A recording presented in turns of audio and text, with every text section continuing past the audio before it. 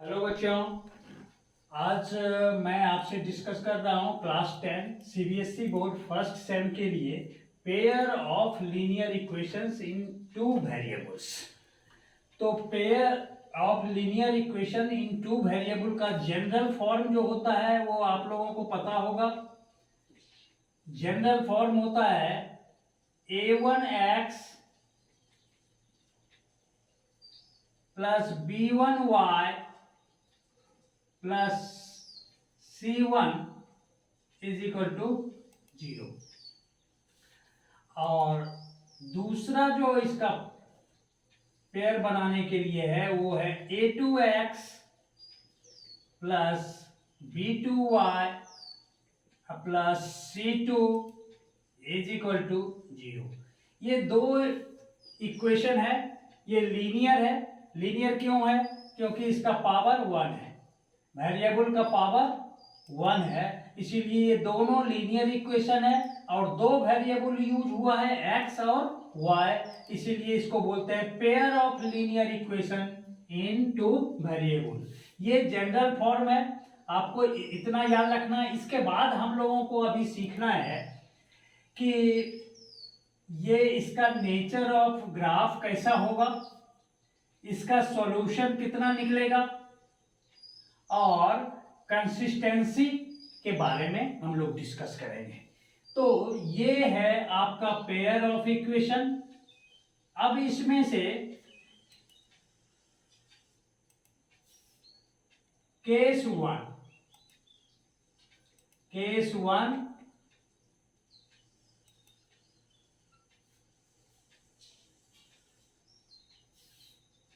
Case 2 and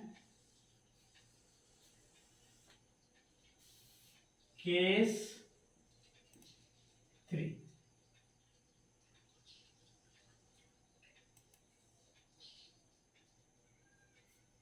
अगर ऐसा हो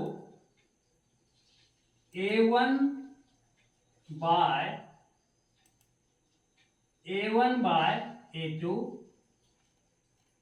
b1 बाय b2, अगर ये दोनों इक्वल नहीं है, अगर ये दोनों इक्वल नहीं है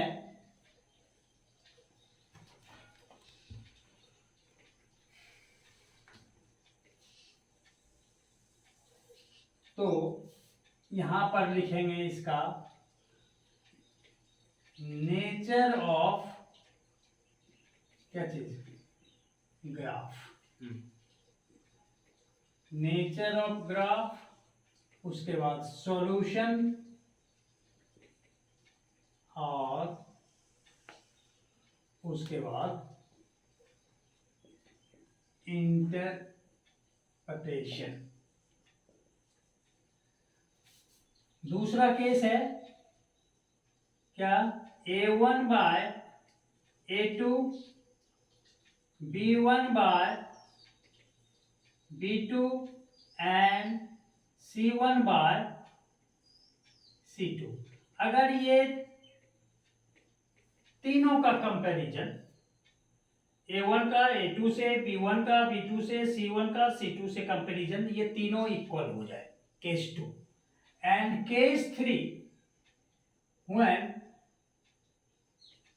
a1 by a2 is equal to b1 by b2 but not equal to c1 by c2। ये तीन केस के बारे में हम लोगों को डिस्कस करना है।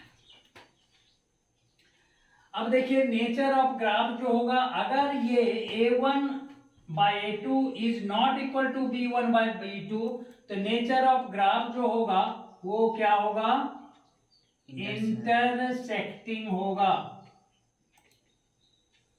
क्या होगा नेचर ऑफ ग्राफ, इंटरसेक्टिंग होगा।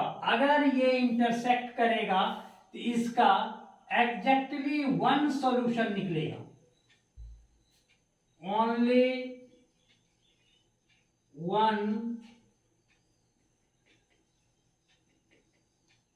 solution, or you can say what? Unique solution. अगर ये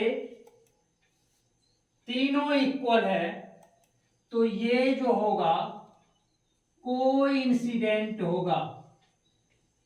क्या होगा? कोइंसिडेंट होगा। और इसका जो है मेनी सॉल्यूशंस निकलेगा। क्या निकलेगा?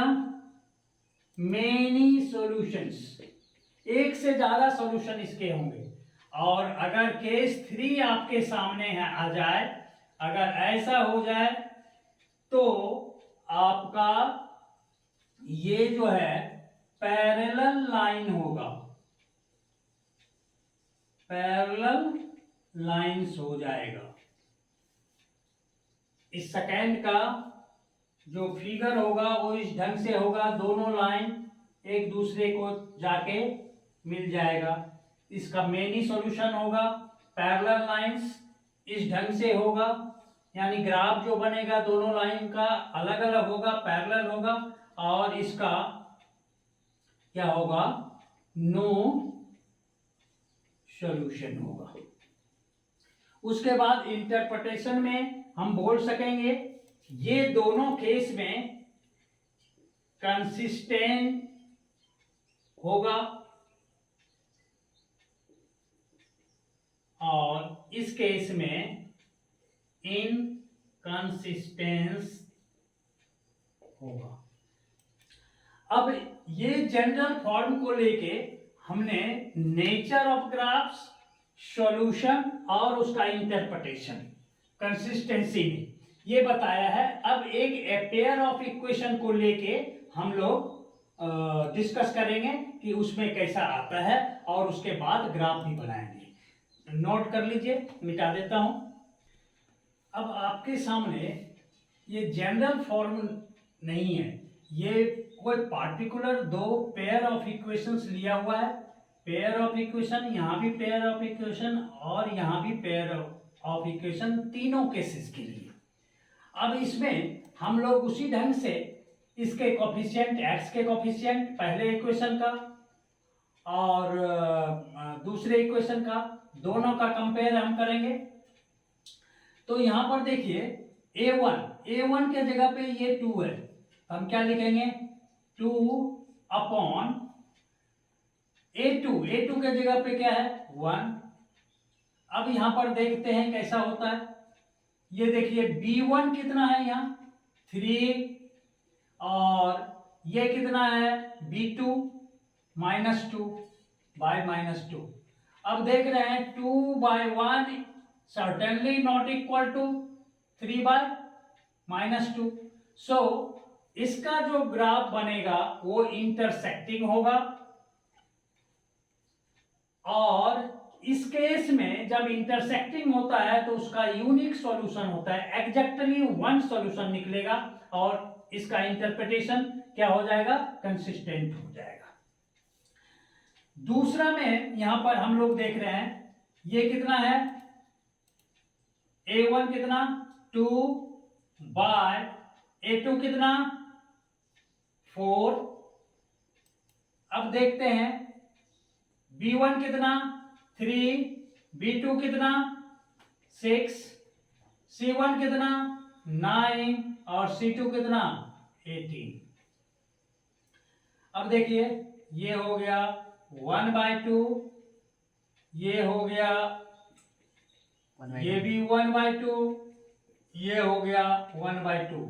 यानी तीनों a1/a2 equal to b1/b2 equal to c1/c2 second case. और इस में ये कोइंसिडेंट हो जाएगा और इसका मेनी सॉल्यूशंस होंगे और ये कंसिस्टेंट होंगे।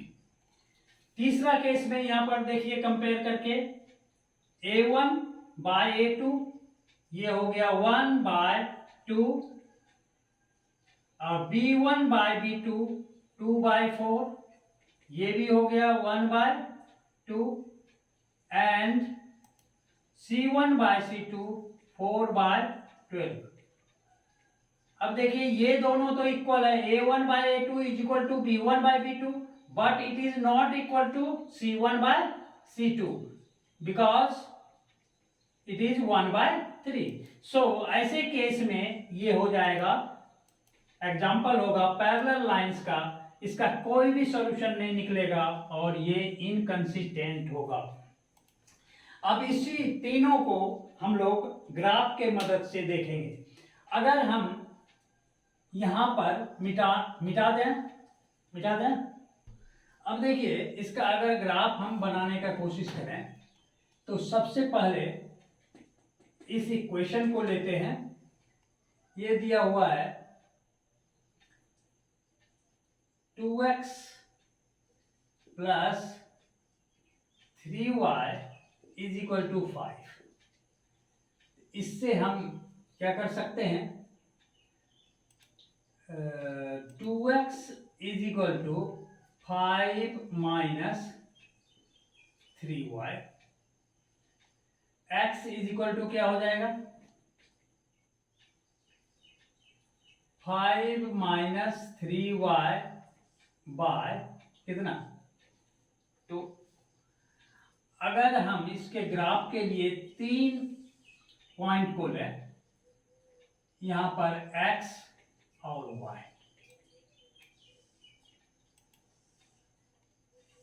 आप 3 वैल्यू रखिए यहां इस इक्वेशन में x का y का वैल्यू रखते जाएंगे, आप x का वैल्यू करस्पॉन्डिंग वैल्यू पाते जाएंगे। अगर हम यहां 1 रखते हैं, अगर हम y का वैल्यू 1 रखा तो ये 3 हो गया, 5 minus 3 that is 2, 2/2 that is 1। अब यहां पर देखिए इसके लिए अगर हम यहां पर 2 रखें, 3 रखते हैं तो 3 रखने से y 3, तो 3 3 जा 9 minus 5 minus 9 that is -4, -4/2 that is -2। अब इसका अगर वैल्यू हम रखते हैं, सपोज कीजिए एक 0 रख लेते हैं, y का वैल्यू 0 रखा, y का वैल्यू 0 रखा तो ये 5/2 that is 5/2, you can write 2.5। अब सेकेंड इक्वेशन के लिए भी इसी ढंग से बनाएंगे, x minus 2y is equal to 3, x is equal to 3 plus 2y, x y, y का वैल्यू रखते जाइए, y का 1 रखेंगे, y का 1 रखा तो x हो गया 5, y का 0 रखा तो x हो गया 3, अगर y का 2 रखा x हो गया कितना 7। अब इस दोनों इंफॉर्मेशन से, दोनों इक्वेशन के लिए हमको जो x और y मिला है, इससे हम लोग ग्राफ को ड्रॉ करेंगे। अगर हम लोग यहां पर देखें,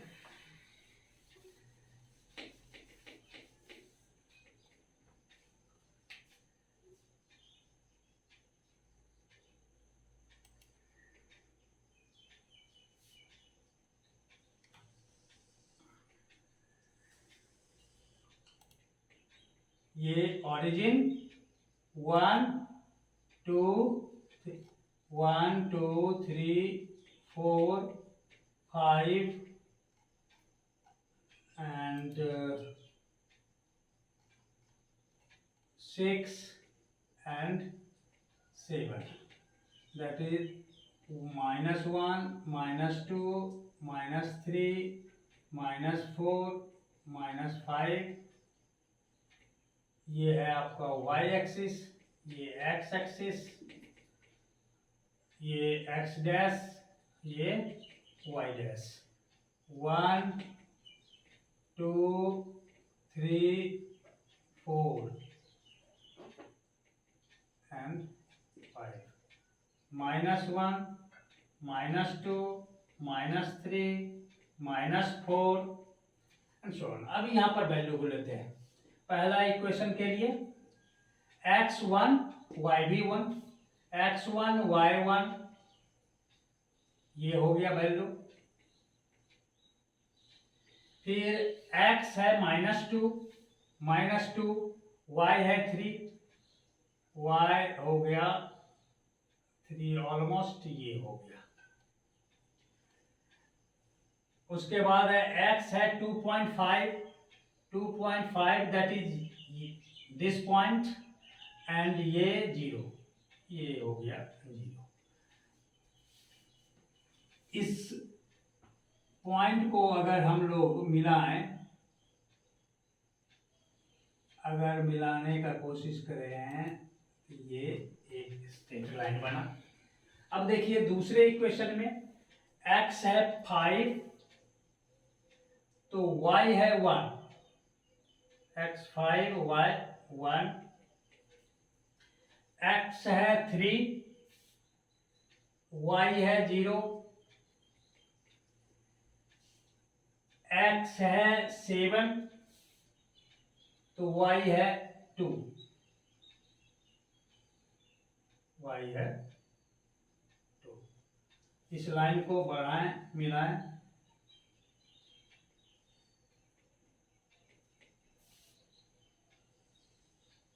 ये देखिए यहाँ पर ये लाइन एक पॉइंट पे कट कर रहा है। अब देख लीजिए इसका एक सलूशन होगा। अगर एक पॉइंट पे कट करता है तो ये पॉइंट ही सलूशन होता है। तो 1 सलूशन एंड इट इज क्या कंसिस्टेंट। इस ढंग से बाकी का भी एग्जाम्पल आपके सीबीएसई बोर्ड के एनसीईआरटी के बुक में दिया हुआ है, उसका ग्राफ आप इस ढंग से बाकी केसेस के लिए भी ड्रॉ कर सकते हैं। अब मैं आपको इस इक्वेशन को सब्स्टिट्यूशन मेथड से सॉल्व करने का तरीका बता रहा। अब ऐसे पेयर ऑफ लीनियर इक्वेशन जो कि दो वेरिएबल में होता है, उसके सॉल्यूशन के लिए हम लोगों को डिफरेंट मेथड यूज करना पड़ता है। यहाँ पर सबसे पहला मेथड हम आपको बताने जा रहे हैं एज पर सीबीएसई सिलेबस, ये है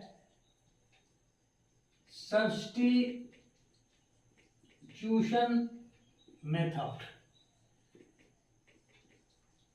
इस मेथड में ये दो इक्वेशन दिया हुआ है, नंबर 1 इसको कर देते हैं और इसको नंबर 2 कर देते हैं। आपकी जिस इक्वेशन को भी लेने का मन करे उसको उठाइए और वहां से, जैसे सपोज कीजिए हम नंबर 2 को लिया, फ्रॉम इक्वेशन 2 x - 2y = 3। यहां पर हम लिख सकते हैं x =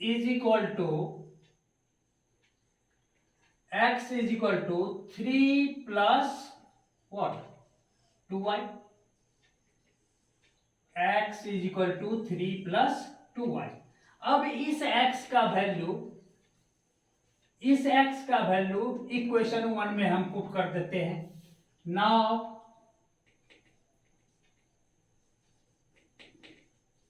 putting the value of x in equation 1, अगर हम 1 में पुट करते हैं इस x के वैल्यू को सब्स्टिट्यूट करते हैं, इसीलिए इसका नाम है सब्स्टिट्यूशन मेथड। तो पहला इक्वेशन जो है ये 2 × x का वैल्यू कितना है 3 plus 2y plus that is 3y = 5। इसको अगर हम सॉल्व करें तो 3 × 2 6 plus 4y plus 3y = 5। That is 6 को अगर उधर ले जाएं हम लोग तो ये हो गया कितना 7y = 5 - 6 दैट इज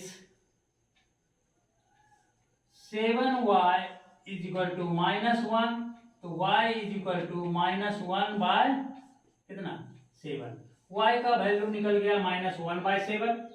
अगर हम इसको यहां पुट कर दें,